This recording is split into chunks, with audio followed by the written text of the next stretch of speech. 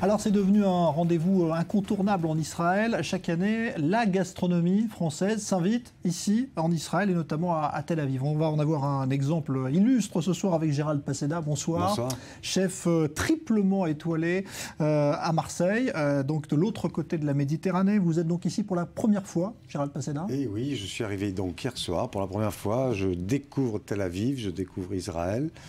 Et j'avoue être complètement sous le charme de ce melting pot, si je puis dire, qui ressemble un tantinet à ma ville qui est Marseille. Voilà. Vous retrouvez des repères familiers ici, parce que c'est vrai qu'on est de l'autre côté quand même de la Méditerranée, mais on est en Orient déjà ici quand même. Ben, je pense qu'on est déjà en Orient, mais à Marseille, on a un premier pas vers l'Orient, puisque nous sommes un port ouvert vers l'Orient, bien entendu. Et en arrivant ici, je ressens aussi la même chaleur, la même façon d'accueillir les gens, la même simplicité, et puis la même gentillesse, je pense. En un jour, pratiquement, c'est ce que j'ai ressenti. Et je pense que toujours le premier sentiment est le bon sentiment. Bon, alors vous êtes ici pour faire partager, on va dire, votre talent. Quel est le principe finalement de cette opération et qu'est-ce qui vous a justement intéressé dans cette idée? Eh bien, sachant que ma spécialité est la Méditerranée, lorsque je suis au Petit Nice à Marseille, 3 étoiles territoriales, si je puis dire, j'utilise tous les poissons de mon environnement. Et au Mucem, où j'ai 3 restaurants, j'utilise tout ce qui se fait en Méditerranée, dans le bassin méditerranéen, dans son entier. Donc ça me paraissait comme une évidence de venir en Israël pour savoir ce qui se faisait, quelle est la nourriture de rue, quelle est la nourriture de bons restaurants, quelle est la nourriture d'hôtel, quelle est la façon dont se nourrissent ici les gens, et si justement la tendance est orientaliste ou pas, quelque part, ce que je pense qui est le cas. Est-ce qu'il y a des bons poissons? Est-ce qu'il y a des pêcheurs? Enfin, tout ça, vous savez, lorsqu'on est cuisinier, on regarde la vie avec un œil d'enfant, quoi. Il faut qu'on soit émerveillé ou pas. Pour l'instant, je tâte et je sonde, et ce que j'ai vu me plaît énormément. Mais est-ce que vous aviez entendu parler avant ou pas de la gastronomie ou de la cuisine israélienne? Parce que c'est vrai que c'est un pays, vous le disiez, où il y a un melting pot énorme ici, parce qu'il y a des gens qui viennent de partout. Est-ce que vous aviez entendu parler ou pas de cette cuisine?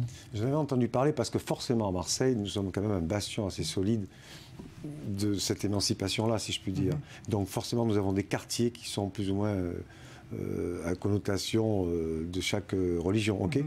Et donc des épiciers qui font de même, et moi où je me sers directement pour savoir ce qui se passe. Donc j'avais un petit ersatz de connaissances, mais on ne peut pas.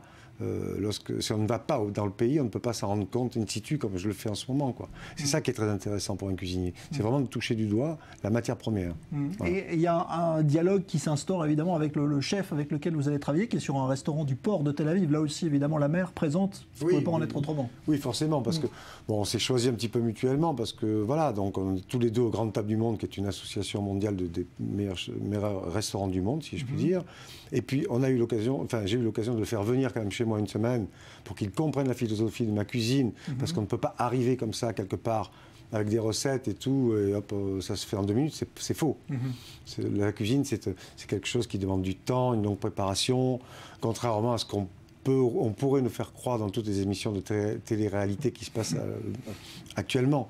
Donc il faut vraiment de la patience, il faut éduquer les gens, éduquer le chef qui est venu, qui a adoré ce que l'on fait. Et moi, hier soir, il m'a fait un dîner où j'adorais sa spécialité aussi. Et ça, ces échanges culinaires, est-ce que c'est quelque chose dont vous gardez après quelque chose quand vous retournez à Marseille? Parce que finalement, vous êtes très attaché à Marseille et à ses spécialités. Est-ce que vous pouvez récupérer comme ça des choses venues d'ailleurs? Ben oui, on ne sort pas indemne d'un voyage de toute façon. Et c'est tant mieux, c'est comme ça qu'on peut glaner des idées, des passions, des points qui sont cruciaux dans la cuisine qu'on va faire ou qu'on va faire évoluer demain. Ça, c'est très intéressant et c'est très important pour moi. Quand vous arrivez ici donc, pour la première fois, il y a la Méditerranée, il y a les poissons évidemment, mais ce n'est pas du tout le même environnement qu'à Marseille. Et non, parce que j'ai donc en discutant ce matin donc avec le chef du restaurant où je vais, qui est Mouliam d'ailleurs pour ne pas le nommer, il s'avère que les fonds marins sont tout à fait différents. Et que voilà, nous on a une chance énorme, c'est-à-dire d'avoir des fonds très profonds, puis des côtes bien nourricières pour que l'écosystème puisse se faire, alors qu'ici il y a beaucoup de sable. Et puis c'est une mer qui a été, je pense, d'une part à côté, avec tout ce qui s'est passé, etc., un petit peu viciée, qui est en train de se restructurer. Donc vous avez quoi comme les poissons qui sont d'ici, ce sont le mérou, d'après ce que j'ai compris, principalement. Il y en a d'autres, bien entendu. Donc on n'a pas du tout la même... l'idée que j'en avais n'était pas celle-là. Je pensais qu'on avait exactement les mêmes poissons. Donc ils sont obligés de composer avec d'autres choses. Et ça, c'est très bien aussi. Vous avez toujours été montré à votre attachement viscéral à Marseille. Est-ce que vous pourriez cuisiner dans un autre endroit du monde ou est-ce que vous avez besoin justement d'être dans votre environnement marseillais pour cuisiner? Je pense que je ne pourrais cuisiner qu'autour de la Méditerranée en fait. Parce que j'ai vraiment un attachement, c'est ma ville bien entendu, mais c'est vraiment la Méditerranée qui est vraiment ma vie, qui est mon ADN, qui est l'endroit où j'aime être, l'endroit où je peux ressourcer mon corps, parce que je pense que l'iode qui sort de cette mer est un bienfait de la nature, voilà, tout simplement. Et je crois qu'il faut aussi savoir la respecter, comme je le fais avec mes pêcheurs qui font une pêche raisonnée aussi. Ça, c'est quelque chose qu'on peut mettre aussi à l'honneur, parce qu'on ne peut pas déflorer complètement cette mer et puis partir tranquillement. Il faut au contraire être très attentif de la façon à la saisonnalité et la façon dont on pêche les poissons. Aujourd'hui, vous avez eu votre 3e étoile confirmée dans le dernier Michelin. Quand on est arrivé comme ça, à une espèce de sommet culinaire, comment on essaye justement de se dire qu'il faut rester tout le temps à ce sommet? Parce que, évidemment, ça pousse derrière et puis on est les pieds chaque année. Je pense qu'il faut déjà rester humble devant tout ça et puis reprendre tous ces classiques de cuisine, les retravailler sans cesse pour les peaufiner, les rendre meilleurs si on peut. Essayer de faire des essais pour faire avancer un petit peu la cuisine, ne pas partir dans tous les sens et surtout suivre son chemin, quoi. Je crois que c'est le plus important parce que les gens viennent chez moi pour manger ma cuisine, ils ne viennent pas chez moi pour manger la cuisine de tout le monde. Voilà. Ça, c'est très important. Alors, vous disiez, vous aviez ouvert d'autres établissements au mesure d'ailleurs que Marseille s'est développé, a changé avec cette nouvelle ouverture sur le côté du Vieux-Port et du quartier de la Joliette, qui étaient les anciens docks d'auparavant. Vous êtes lancé également dans l'ouverture d'une pâtisserie. Ça, c'est quelque chose d'assez nouveau parce que vous faites de la pâtisserie évidemment dans votre restaurant depuis toujours. Oui, bien sûr. Mais bon, c'est votre métier de base d'ailleurs. Votre formation de base. J'adore la pâtisserie parce qu'un jour, lorsque j'étais chez Trois Gros, il n'y avait plus de pâtissier. Et Jean Trois Gros m'a demandé est-ce que tu veux faire pâtissier? Je fais oui, pourquoi pas, on y va, on va. Donc j'adore ça parce que c'est assez technique et ça laisse aussi libre recours à l'imagination, ce qui n'est pas pour me déplaire. Donc j'en ai profité pour ouvrir un petit kiosque ou une petite pâtisserie à côté de mes 3 restaurants qui sont au MUCEM, donc au Musée des civilisations de l'Europe et de la Méditerranée.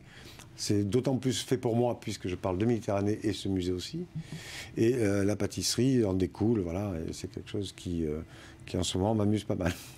La gastronomie à Marseille, c'est une fierté pour la ville aussi parce que souvent l'image de cette ville a été décriée, on le sait très souvent. Aujourd'hui, c'est quelque chose qui donne une fierté à cette ville. Oui, d'une part parce que cette année, il y a eu aussi 2 fois une étoile qui ont été nominées à Marseille. J'ai aussi une association qui s'appelle Gour Méditerranée qui part de Nîmes, si je puis dire, ou de Saint-Rémy-de-Provence jusqu'à Menton. Mais la connotation est très marseillaise, puisque j'ai 60 chefs adhérents, non des moindres, d'accord. Et c'est une association qui a pour but de sublimer la Méditerranée. Et ça se passe à Marseille.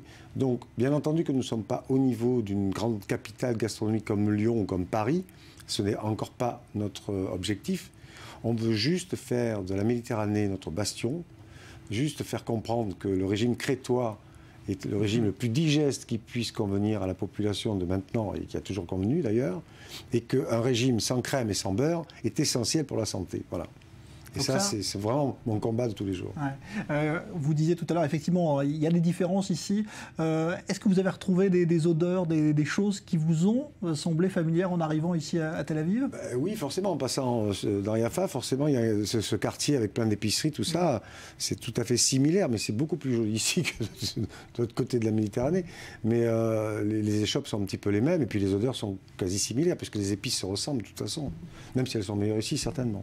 Voilà, donc Gérald Paseda, les amateurs de poissons israéliens auront la chance donc de goûter vos plats en association donc avec le restaurant Moulayam en face de la mer, littéralement, qui se situe donc à Tel Aviv. Merci de votre passage ici à Yafo, face à la mer évidemment. Merci Gérald Paseda. Merci bien.